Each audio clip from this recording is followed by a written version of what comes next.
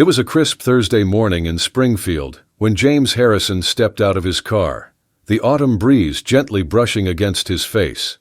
The red MAGA hat sat firmly on his head as he walked toward Morning Brew, the town's favorite coffee shop. No one would have guessed that this simply dressed black man was actually their newly elected mayor, and that's exactly how he wanted it. James believed in seeing his town for what it truly was, not through the polished lens of official meetings or rehearsed welcomes.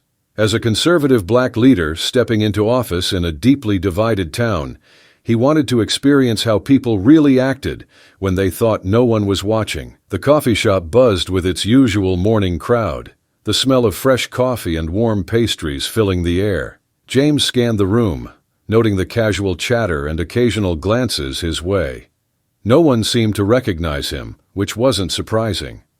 His appointment had been announced just days ago, and he had purposely kept a low profile, choosing not to publicize his appearances until the official ceremony next week. He adjusted his MAGA hat and took a deep breath.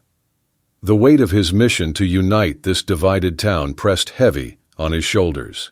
Throughout his campaign, he'd faced resistance from all sides, conservatives questioning his methods, liberals questioning his beliefs.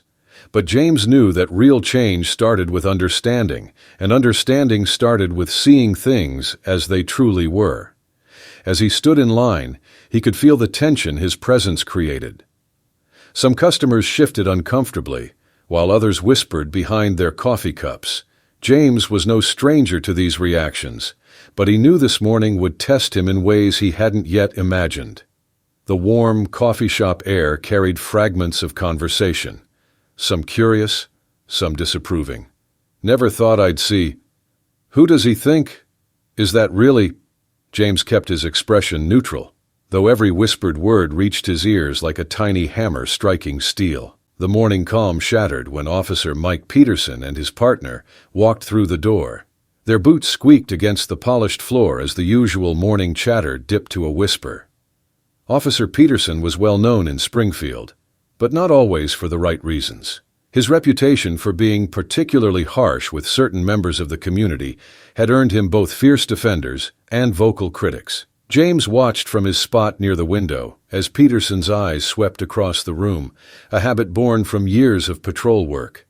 The officer's gaze stopped abruptly at James's hat, his jaw tightening visibly. The morning sun streaming through the windows seemed to dim, as if nature itself sensed the brewing storm. Peterson nudged his partner, jerking his head in James's direction. His whispered comments carried just far enough for nearby customers to shift uncomfortably in their seats. The coffee shop's warm atmosphere had turned cold in an instant, like a cloud passing over the sun. James took another sip of his coffee, pretending not to notice, though every muscle in his body tensed with awareness. He'd faced situations like this before, but something in Peterson's stance told him this morning would be different. The tension in the room grew thicker with each passing moment. Officer Peterson made his way to the counter, but his eyes never left James. Each step seemed deliberate, calculated, like a predator sizing up its prey. The other customers sensed it too. Conversations died mid-sentence. Coffee cups froze halfway to lips. James could feel Peterson's growing anger from across the room. The officer's face had reddened, his fingers drumming against his holster in an agitated rhythm. It was a look James had seen before, the look of a man who'd just decided someone needed to be put in their place. Peterson's partner shifted nervously, clearly uncomfortable with the situation, but unwilling to intervene. The barista behind the counter pretended to busy herself with the coffee machines, her movements increasingly jerky and uncertain. James took a final sip of his coffee, his mind racing but his exterior calm. Years of business negotiations and political campaigns had taught him to maintain composure in the face of confrontation. He was about to need every bit of that experience. "Hey you!" Peterson's sharp voice cut through the coffee shop's tense silence. "Yeah, you with the hat." The officer's boots scraped against the floor as he moved closer to James's table.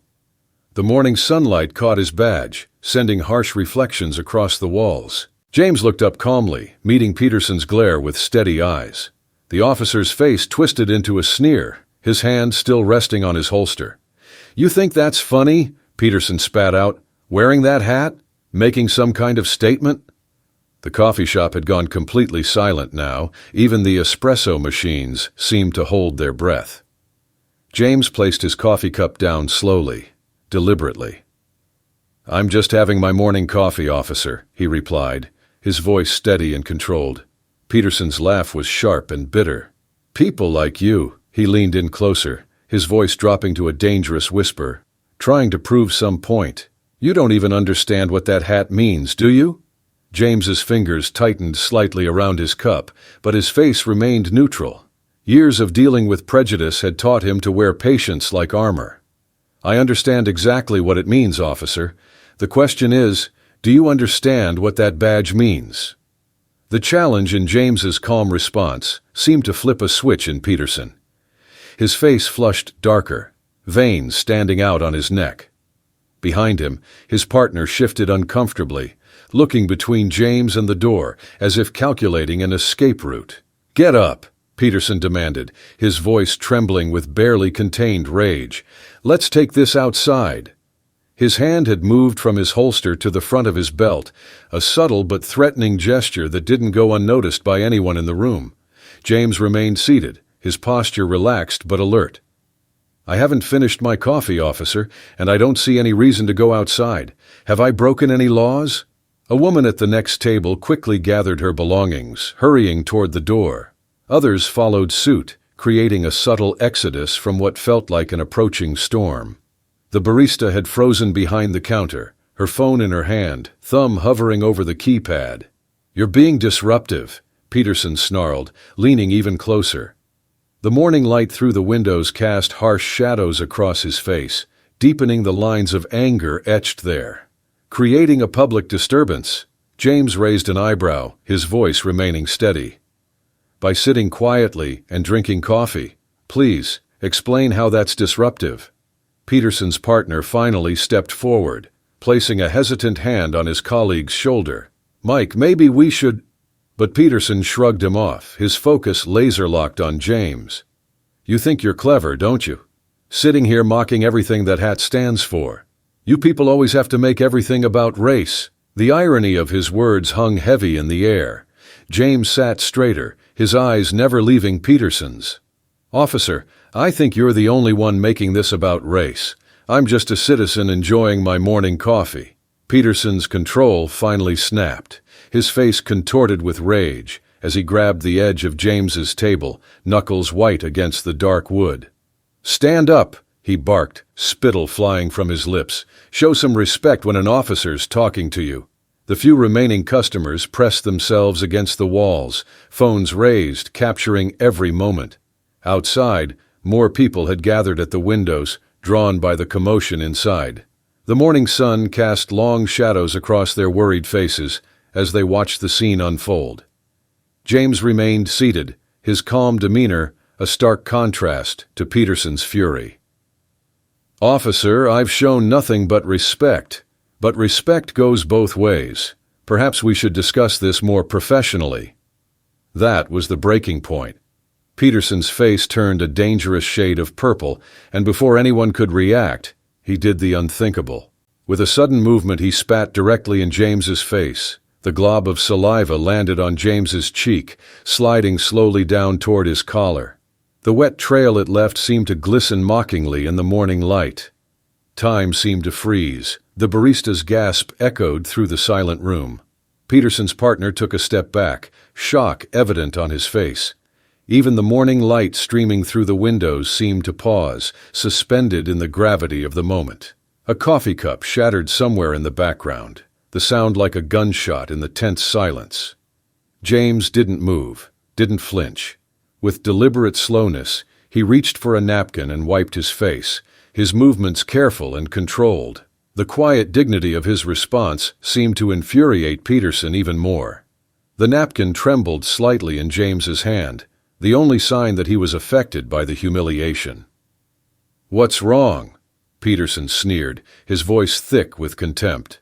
"Lost that attitude now, haven't you?" Behind him, several customers hurried toward the door, the bell chiming a frantic rhythm as they fled the scene. A young mother pulled her child closer, shielding his eyes from the ugly scene unfolding before them.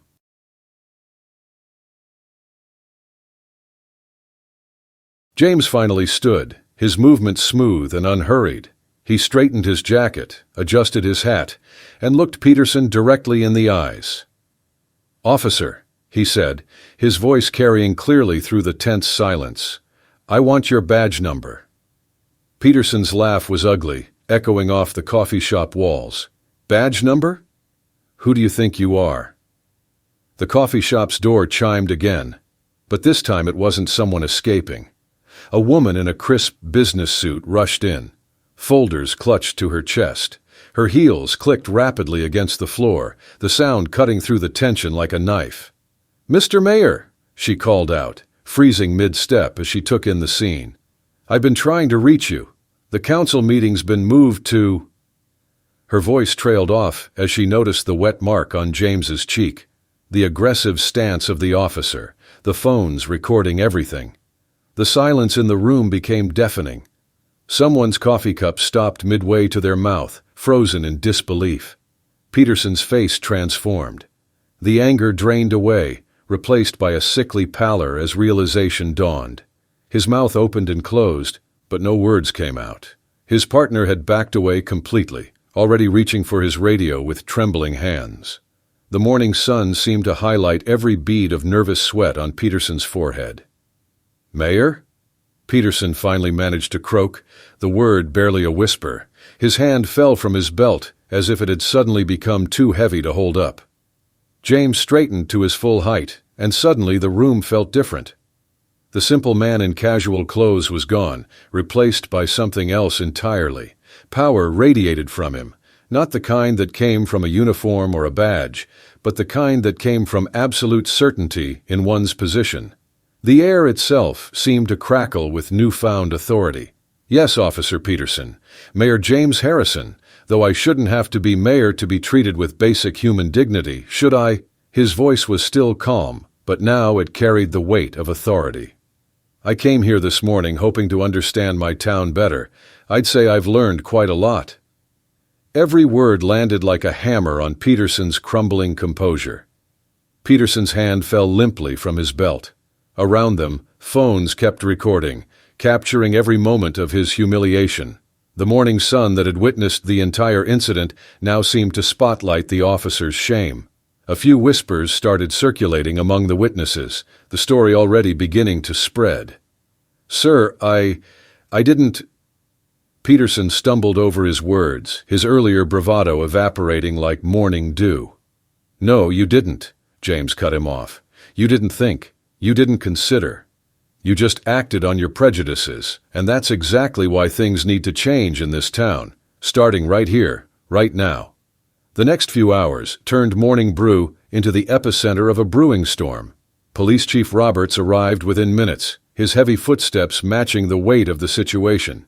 His face darkened as he watched the video footage played back on multiple phones, each angle showing the same undeniable truth of what had transpired. Peterson stood in the corner, shoulders slumped, his earlier arrogance replaced by the hollow look of a man watching his career crumble. His partner had already given 3 separate statements, each one carefully emphasizing his attempts to defuse the situation. The morning sunlight that had witnessed the incident now cast harsh shadows across Peterson's face, highlighting every bead of nervous sweat. "This isn't just about one incident," James addressed the gathering of officers and witnesses, his voice carrying the authority that had been there all along, hidden beneath his casual demeanor. "This is about a pattern that needs to break. Today it happened to the mayor. Yesterday, it was someone else. Tomorrow? Who knows? But it ends now." Chief Roberts stepped forward, the gold stars on his collar catching the light. "Officer Peterson is suspended, effective immediately," he announced, each word falling like a hammer in the quiet room. "A full investigation will follow." He turned to James, his expression a complex mixture of respect and embarrassment. "Mr. Mayor, on behalf of the department—" James raised his hand, stopping him mid-sentence. "Save the apologies, Chief. I want action, not words." His gaze swept the room, meeting every pair of eyes. This is an opportunity for real change, not just another PR statement. Outside, a crowd had gathered, their phones raised high, capturing everything through the coffee shop windows. Social media was already exploding with clips of the incident, each share and retweet spreading the story further. Inside, the warm coffee shop air had grown thick with tension and the weight of impending consequences. By sunset, Springfield had become national news. Every major network had picked up the story. Mayor in MAGA hat faces police discrimination. Social media exploded with hashtags and calls for reform, the incident sparking fierce debates about prejudice, power, and the complex intersections of race and politics in America. The emergency town hall that evening was a powder keg of emotions. The historic building's meeting room, typically spacious enough for regular civic meetings, now strained under the weight of the entire community. People packed every available space, standing along walls, sitting in aisles, crowding doorways. The summer heat, intensified by hundreds of bodies, caused the old ceiling fans to work overtime, their gentle whoosh providing a backdrop to the tension. James stood at the podium, his MAGA hat placed deliberately before him. The same hat that had triggered such hatred hours before now served as a powerful symbol. Camera flashes punctuated the heavy air as he prepared to speak. "Today's incident wasn't just about me," he began, his voice carrying to every corner of the room. "It wasn't just about Officer Peterson. It was about every assumption, every prejudice, every moment when we let our biases override our humanity." He picked up the hat, turning it in his hands. This hat means different things to different people. But the moment we stop seeing the human being wearing it, we've lost our way. The crowd hung on his every word, the room so quiet you could hear the old building's wooden beams creaking. Outside, more people gathered, their phones broadcasting the speech live across social media. Local news crews jostled for position near the windows, their cameras capturing what many would later call a defining moment for their small town. "Tomorrow," James continued, "we begin the real work, not just policy changes, not just sensitivity training, but the harder task of examining our own hearts, our own prejudices, our own assumptions." 3 months brought winds of change to Springfield. The police department underwent a complete transformation with mandatory sensitivity training sessions that went far beyond standard protocols. James himself spoke at several of these sessions, his presence a reminder of that fateful morning at Morning Brew. Officer Peterson's journey became an unexpected story of redemption. After his suspension, instead of retiring or transferring as many expected, he chose to face his actions head-on. The sensitivity training became his path to understanding. He attended every session, not just those required, often staying late to engage in difficult conversations about privilege, power, and prejudice. The coffee shop evolved into something more than just a local business. It became a symbol of transformation. Local artists collaborated on a striking mural that covered its outer wall, depicting hands of different colors reaching toward each other across a divide. The image became so iconic that people traveled from neighboring states just to see it and take photos. Weekly community dialogue sessions, dubbed Coffee and Conversation, filled the shop every Thursday evening. People from all walks of life, all political beliefs, and all backgrounds shared their stories over steaming cups of coffee. The very spot where Peterson had stood in anger now hosted conversations about healing and understanding. James's approval ratings soared, not because of his politics, which remained controversial, but because of his leadership in handling the incident. He became known as someone who could bridge divides, who understood that respect transcended political affiliations. The MAGA hat from that day sat in a display case at City Hall, alongside a simple plaque that read, "Change begins with understanding." 1 year after the incident, Springfield had become a case study in community transformation. National news crews returned, this time to document the positive changes that had taken root in the small town. The story they found wasn't just about one incident of prejudice. It was about how a community chose to respond to it. James still visited Morning Brew every morning, sometimes wearing his MAGA hat, sometimes not. But now his presence inspired conversations rather than confrontations. People learned to look beyond their initial judgments, to see the person behind the politics. The coffee shop's revenue had doubled, not from the publicity, but from becoming a genuine community hub where differences were discussed, not disputed. The most powerful moment came during a town hall meeting, marking the one-year anniversary. Officer Peterson, now reinstated but forever changed, joined James on stage for a public conversation about that fateful morning. Together they shared their perspectives, their learning, and their hope for the future. The same phones that had recorded their conflict now captured their reconciliation, streaming it live to thousands. "Sometimes," James said in his closing remarks, his voice carrying the weight of experience, "it takes a moment of darkness to show us where we need to shine the light. Our challenge isn't to forget the past, but to learn from it, to grow through it, and to build a better future together." He looked at Peterson, who nodded in understanding, both men's eyes glistening with unshed tears. The room erupted in applause, not the polite kind that fills official functions, but the deep, soul-stirring kind that signals real change. And that's the story of how one man's courage sparked a community's transformation. If this story inspired you, don't forget to like, share, and subscribe for more content like this.